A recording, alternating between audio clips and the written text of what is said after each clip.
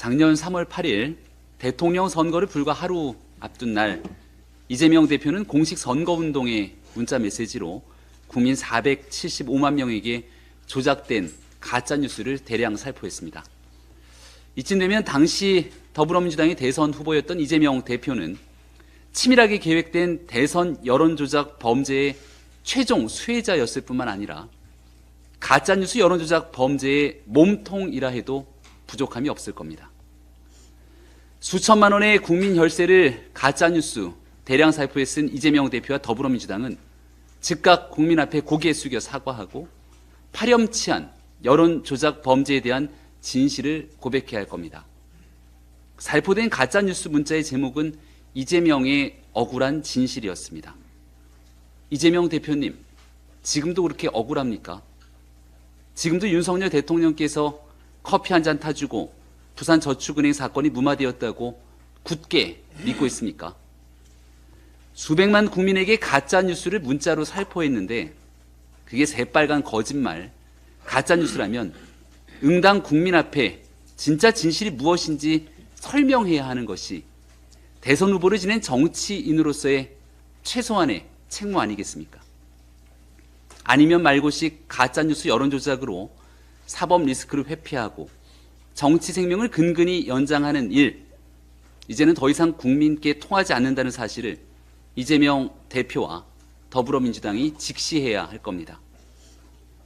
그런데 국내 포털 사이트에서도 많은 국민을 황당케 한 여론조작 범죄가 발생하여 적잖은 충격을 주고 있습니다. 과거의 김대엽 병풍 사건이 그러했고 드루킹 여론조작 사건에 이어 뉴스타파 가짜뉴스 조작 사건만 보더라도 가짜뉴스와 여론조작으로 대통령 선거판을 흔들 정도의 파괴력이 있었다는 사실을 이제는 온 국민이 다 압니다. 그러니 이렇게 여론조작 범죄 일당들은 언제든지 우리 사회를 혼탁하게 흔들어 유권자의 판단을 흐리게 할 만반의 준비가 되어 있다고도 볼 수 있는 것 아니겠습니까? 가짜뉴스 여론조작 범죄로 한탕 이익을 보겠다는 세력에 대해서는 패가망신할 정도의 강력한 처벌이 뒤따라야 합니다.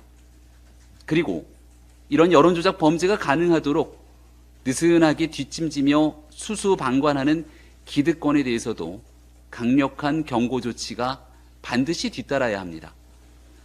포털 사이트 다음에서 매크로를 이용한 범죄 조작이 자행되고 있었던 걸 해당 사이트 관리자가 정녕 모를 수 있었겠습니까? 문재인 대통령의 최측근 김경수 지사가 관여된 드루킹 조작 사건에 대해 사법적 단죄가 내려졌지만 그뿐 대체 여론조작 범죄를 뿌리 뽑기 위해 바뀐 게 무엇란 말입니까?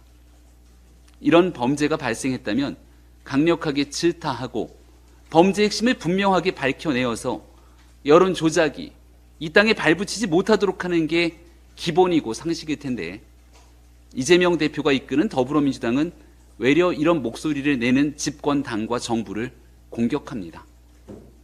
민주당이 드루킹 여론조작 범죄 정당이었다는 걸 국민 앞에 다시금 확인이라도 시키고 싶어서 그러는 겁니까?